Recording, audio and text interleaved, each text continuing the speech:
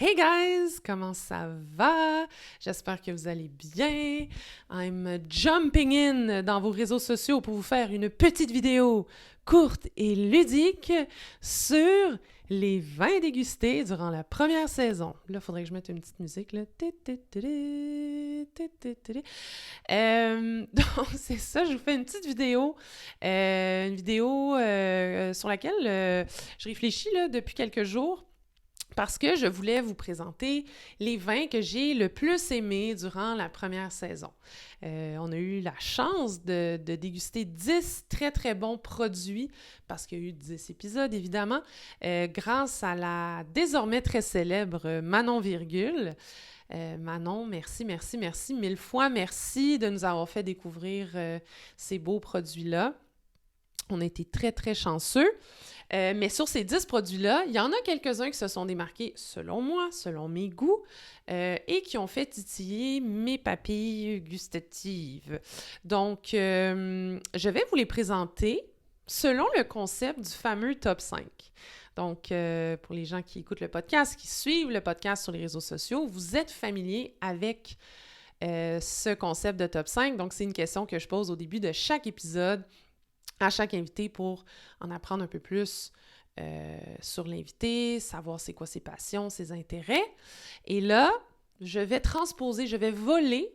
En fait, c'est mon concept, fait que je pense pas que le vol s'applique ici, mais je vais transposer ce concept sur ma présentation des 5 vins que j'ai le plus appréciés, qui ne sont pas en ordre, mais qui seront présentés selon leur ancienneté de publication, donc de l'épisode le plus vieux à l'épisode le plus récent. Et là, ce ne sera pas une grosse explication technique, là. Ce ne sera pas une explication hyper détaillée, ce ne sera pas un cours de l'ITHQ ici, là. Pourquoi? Parce que de un, je ne suis pas une experte, j'ai jamais prétendu l'être.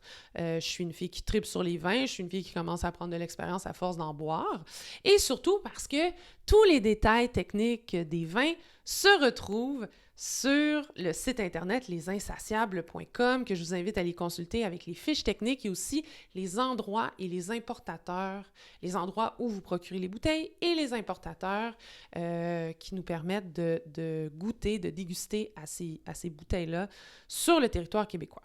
Donc, commençons, plongeons. Premier vin qui m'a fait capoter, c'est le Allée de Flavia que j'ai bu avec Lina lors du premier épisode. C'est un vin blanc, Catarato Zibibo, de la région de la Sicile, en Italie. Pourquoi j'ai trippé sur ce vin-là? Parce que moi, j'adore les vins avec beaucoup de minéralité, de salinité. C'est ça qui m'allume. J'aime beaucoup ça. Et j'ai retrouvé ça, évidemment, dans cette bouteille. C'est l'une des caractéristiques principales de ce vin. Minéral, salin un peu. On est en Sicile, entouré de la mer Méditerranée. Rafraîchissant, petit goût d'agrumes aussi. Vraiment adoré ce vin-là.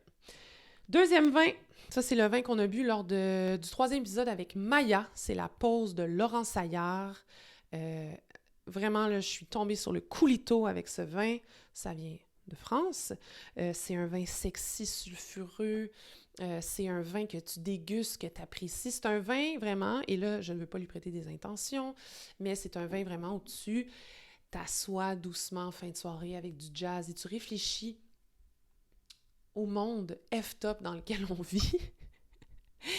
et tu apprécies vraiment toute la complexité, la beauté de ce produit-là. On voit que c'est fait avec amour et vraiment, c'est un peu cher, c'est un peu dispendieux, mais ça vaut le prix quand c'est de la qualité comme ça. Croyez-moi. Troisième vin, oui, pas là, il fallait échapper la bouteille. Troisième vin, Pusta Libre. Voilà, c'est mon accent allemand qui est désastreux, on va se le dire. Donc, c'est le Pusta Libre qui provient de l'Autriche. Ce vin, je pense, n'est plus un secret pour personne dans le monde des vins nature. C'est un vin fort apprécié de plus en plus au Québec. Pourquoi? Pour vrai, t'arrives avec ça en début de soirée, c'est un vin rockstar. C'est un vin léger, mais qui a un kick. Ça se boit bien, c'est fruité.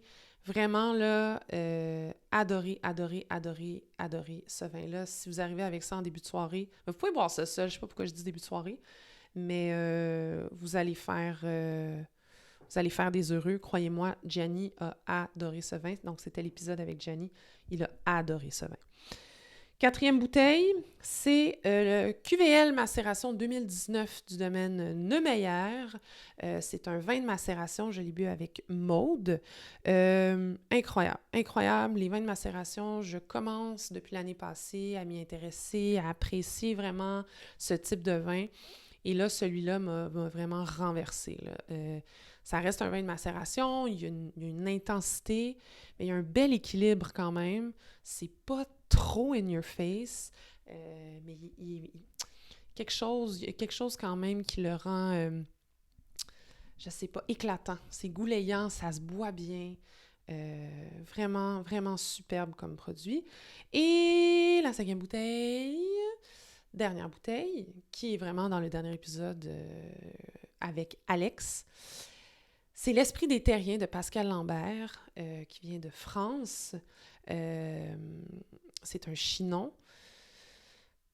J'adore les chinons. Pour vrai, moi, je suis une très grande fan de chinons. J'adore les vins de la région de la Loire. Mais celui-là, vraiment incroyable. Il est unique, selon moi, dans sa façon d'être. Ça goûte les fruits, mais un peu fumé aussi. Encore une fois, un bel équilibre aussi. Ça a du caractère. Vraiment, là, j'adorais les chignons. Les chinons, mais celui-là, je pense que c'est son petit côté fumé là, qui est venu me chercher. Je recommande fortement. Bref, c'était tout. C'était juste pour vous montrer les 5 vins. Je ne suis pas tombée dans les grosses explications. Je vous invite à aller voir le site Internet pour tous les détails. Et sinon, si vous connaissez ces vins, si vous avez dégusté, si vous n'êtes pas d'accord, si vous êtes d'accord, si vous voulez me donner votre avis, écrivez-moi dans les commentaires de la vidéo, écrivez-moi en DM. Je suis toujours contente de vous parler, je suis toujours contente de savoir ce que vous pensez. Sur ce, on se retrouve très bientôt. Je travaille sur d'autres affaires à vous montrer cet été. Je bosse quand même sur certains trucs, donc prenez soin de vous, prenez soin de vos beaux cœurs, de vos belles têtes, soyez gentils avec vous-même et on se retrouve très, très, très bientôt.